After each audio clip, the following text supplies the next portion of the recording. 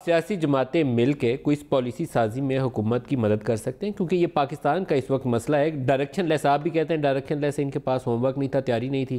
قادر بلوچ صاحب بھی یہی کہہ رہے ہیں. ایک تجویز دی ہے ہمایوں صاحب نے کہ یہ اکانومی کی ڈائریکشن ہو سکتی ہے، لیکن کیا اس فلور کو استعمال کیا جا سکتا ہے کوئی کنسنسس ایوالو کرنے کی؟ ندیم صاحب، حقیقت یہ ہے کہ نہ صرف یہ فلور استعمال ہو سکتا ہے بلکہ اس کی آفر بھی کی گئی ہے کہ آپ آؤ پارلیمان میں. آپ کی اکثریت نہیں ہے اور سینٹ کے اندر تو آپ اقلیت میں ہو. آپ نے اگر کوئی کام کرنا ہے تو پارلیمان کو ساتھ لے کے چلنا ہے. پارلیمان کی کس جماعت نے ان سے کہا ہے کہ ہم آپ کے ساتھ نہیں چلیں گے؟ ایوری پارٹی نے کہا ہے کہ 5 سال تمہارا مینڈیٹ ہے، 5 سال تم کام کرو. In spite of the fact کہ انتخابات پر شدید تحفظات تھے، پھر بھی کہا کہ تم کرو. لیکن وجہ کیا ہے ندیم ملک صاحب؟ مجھے یہ بات کہتے ہوئے بڑا وہ ہوتا ہے کہ بار بار میں یہ بات کرتا ہوں. عمران خان صاحب کچھ قوتوں پر انحصار کیے ہوئے ہیں، اور میں ایمانداری سے سمجھتا ہوں کہ اس ملک میں ایسی قوتیں ہیں جو ان کو لائی ہیں، جن کا کردار رہا ہے. ان کا چونکہ زیادہ تر انحصار ان پر ہے، یہ سمجھتے ہیں کہ وٹ ایور دا پرابلم، کوئی بھی ایشو ہو، we will be bailed out. اور یہ خام خیالی ہے.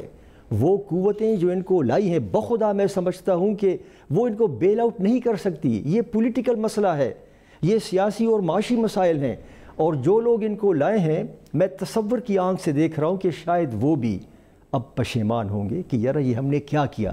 آپ کہتے ہوں کہ جی یہ کیسے ان کو لائے ہیں. 2-3 واقعات ہی دیکھ لیں.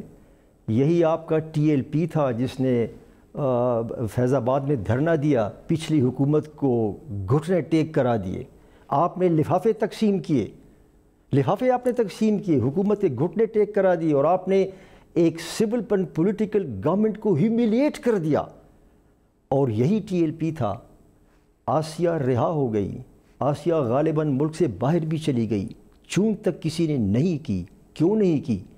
کیونکہ وہ قوتیں جو ان کو لائی ہیں وہی قوتیں ان کی حفاظت کر رہی ہیں، پشت پناہی کر رہی ہیں. درست ہے، بڑا اچھا ہے، ہمیں اس پر کوئی اعتراض نہیں ہے. مجھے اعتراض اس بات پر ہے کہ جب آپ when you rely too heavily on them، میں کچھ گزارش کروں؟ جب when you rely too heavily تو then you are digging your own grave. وہ نہ کرو، یہ میں کہنا. بتائیے ہمایوں صاحب. دیکھیے، میں فرحت اللہ بابر صاحب بہت قابل احترام آدمی ہیں، لیکن میں ایک دوسرا انٹرپریٹیشن بھی TLP کو دے سکتا ہوں کہ جو پچھلی دفعہ نون کی حکومت میں جو فیض آباد موڑ پہ واقعات ہوئے اور اس کی جو ہینڈلنگ ہوئی اور اس دفعہ کی جو ہینڈلنگ ہوئی، وہ اس میں بہت بڑا فرق ہے. اور ہماری جو PTI کی ہینڈلنگ ہوئی ہے وہ آپ نے دیکھ لیا ہے کہ خاموشی سے بغیر کوئی دنگا فساد کے ہم نے اس ایشو کو ریزالو کر لیا ہے. آئی تھنک اس میں ہمیں آپ یہ نہ کہیں کہ ہم نے فلاں پہ ڈیپینڈ کیا، آپ ہمیں یہ کہیں کہ ہم نے اس ایشو کو اب ایسن طریقے سے ہینڈل کیا ہے TLP کے. ہمایوں صاحب، اس موقع کے اوپر آپ کو کسی نے کہا نہیں کہ وہ ایکول سٹیک ہولڈرز ہیں. نون کا دور نہیں تھا بھائی. اب آپ کو یہ نہیں کہا کہ ایکول سٹیک ہولڈرز ہیں، ان کے مفاد کا خیال رکھیے گا. تو you are in a position to manage that situation. جو بلاکیج تھی اس سے پہلے آپ بچ گئے ہیں. اگر آپ کو ایکول سٹیک ہولڈرز کے مفادات کا تحفظ کرنا ہوتا پھر آپ نہ کر پاتے. لیکن ایک چیز جو ہم اپنی ڈیبیٹ سے ایشو ہے ندیم، اس میں یہ کہوں گا کہ ملک کے جتنے بھی ادارے ہیں، حکومت کا یہ فرض ہوتا ہے کہ ان سے ایک اچھی ریلیشن شپ بنا کے رکھے. اگر کسی کی کسی وجہ سے اچھی ریلیشن شپ نہیں ہے تو قصوروار حکومت خود ہوتی ہے.